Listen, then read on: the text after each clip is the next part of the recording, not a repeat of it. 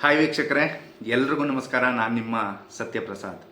ಇವತ್ತಿನ ದಿನ ಏನಿದೆ ಅಕ್ಟೋಬರ್ 23ನೇ ತಾರೀಕು, ಇದನ್ನು ಶಹೀದ್ ದಿವಸ್ ಅಂತ ಅಂದ್ಬಿಟ್ಟು ಆಚರಣೆ ಮಾಡ್ತೀವಿ. ಏನಿದು ಶಹೀದ್ ದಿವಸ್ ಅಂತ ಅಂದರೆ ಹುತಾತ್ಮರ ದಿನಾಚರಣೆ ಅಂತ ಅಂದ್ಬಿಟ್ಟು. ಭಾರತದಲ್ಲಿ ನಾವು ಅನೇಕ ದಿನಗಳನ್ನು ಶಹೀದ್ ದಿವಸ್ ಅಥವಾ ಹುತಾತ್ಮರ ದಿನಾಚರಣೆ ಅಂತ ಆಚರಣೆ ಮಾಡ್ತೀವಿ. ಅದರಲ್ಲಿ ಕೆಲವೊಂದು ಯಾವ್ಯಾವುದು ಅಂತ ಅಂದರೆ ಮಾರ್ಚ್ 23ನೇ ತಾರೀಕು ಆಗಿರ್ಬೋದು. ಮಾರ್ಚ್ 23ನೇ ತಾರೀಕು ನಾವು ಭಗತ್ ಸಿಂಗ್ ಅವ್ರನ್ನ, ರಾಜ್ಗುರು ಅವ್ರನ್ನ, ಸುಖದೇವ್ ಅವ್ರನ್ನ, ಇವ್ರುಗಳನ್ನೆಲ್ಲ ಕಳ್ಕೊಂಡ್ವಿ ಅಂತ ಅಂದ್ಬಿಟ್ಟು ಮಾಡ್ತೀವಿ. ಅದೇ ಥರ ನವೆಂಬರ್ 17ನೇ ತಾರೀಕು ನಾವು ಮಾಡ್ತೀವಿ. ನವೆಂಬರ್ 17 ಲಾಲಾ ಲಜಪತ್ ರಾಯ್ ಅವ್ರನ್ನ ನಾವು ಕಳ್ಕೊಂಡ್ವಿ. ಅದೇ ಥರ ಜನವರಿ 30ನೇ ತಾರೀಕು ಮಹಾತ್ಮ ಗಾಂಧೀಜಿ ಅವ್ರನ್ನ ಕಳ್ಕೊಂಡ್ವಿ. ಅದೇ ಥರ 2 ದಿನದ ಹಿಂದೆ ಅಕ್ಟೋಬರ್ 21ನೇ ತಾರೀಕು 1951ರಲ್ಲಿ ಏನಾಯಿತು ಅಂತ ಅಂದರೆ ಲಡಾಖಲ್ಲಿ 10 ಜನ ಪೊಲೀಸರು ಹುತಾತ್ಮರಾದರು ಅಂತ ಅಂದ್ಬಿಟ್ಟು ಪೊಲೀಸ್ ಇಲಾಖೆಯವರು ಅಕ್ಟೋಬರ್ 21ರನ್ನ ಆಚರಣೆ ಮಾಡ್ತಾರೆ.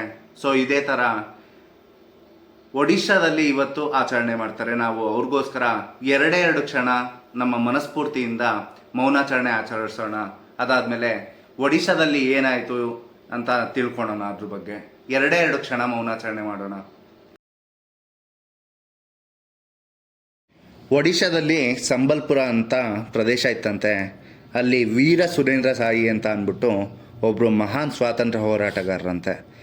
ಅವರು ಬ್ರಿಟಿಷರ ವಿರುದ್ಧ ತಮ್ಮ ಜೀವನವನ್ನೇ ಪಣಕ್ಕಿಟ್ಟು ಹೋರಾಡಿದ ಶೂರ ನಾಯಕ. ಬ್ರಿಟಿಷರು ಅವ್ರ ವಿರುದ್ಧ ಎಷ್ಟೇ ಸಲ ದಾಳಿ ಮಾಡಿದ್ರೂ ಅವರು ತಮ್ಮ ಹೋರಾಟವನ್ನು ಎಂದಿಗೂ ನಿಲ್ಲಿಸಲಿಲ್ವಂತೆ.